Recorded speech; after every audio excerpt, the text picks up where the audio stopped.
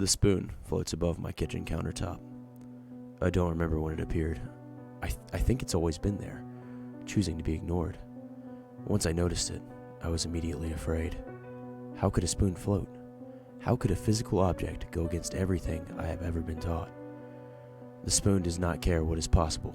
It is a spoon. It floats upright, with the handle pointing to the floor and the bowl towards the ceiling. It almost never moves. It has no need to. It is a spoon. It seems so mundane and simple, but how can something so peculiar be anything but terrifying? This single object defies everything anyone has ever known. A magician may perform tricks, but this spoon is doing something that no human has ever been able to perform. By defying nature in this way, it goes against every rule the universe has ever had, and brings the nature of reality into question. But how can this be? It is a spoon. It looks ordinary. Its reflective metal shows no signs of age. Every day, I check if the spoon is still there. It always is. Sometimes I think about touching it, but I can never bring myself to try. I don't think it would allow me anyway. I miss my best friend. They could not see the spoon. Look, I showed them. The week it appeared. Do you see it?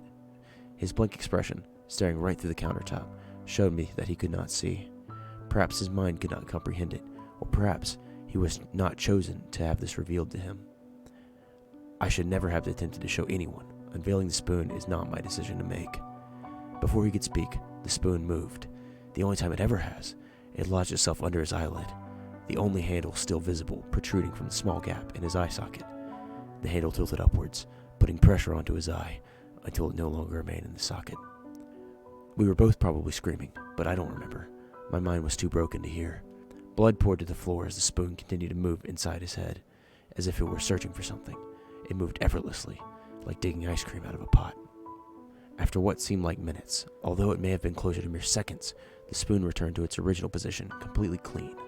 The crystal clear reflection of the room remained on its surface, no hints of the horrors that took place just moments prior.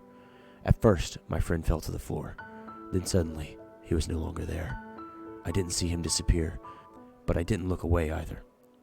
It was as if different parts of reality seeped together, closing around him. The whole room looked as it always had. I began to wonder if I was crazy. Had anything even just happened? Things were happening too fast for anything to seem real. Things still don't seem real now. I never saw my friend again. I've never told anybody what I saw. I'm not even sure how I would. Today, as I entered my kitchen, I stepped over the spot where my friend had once been. The spoon was next to me. I tried to ignore it, as I often do, but somehow I couldn't look away. Something in the spoon caught my attention.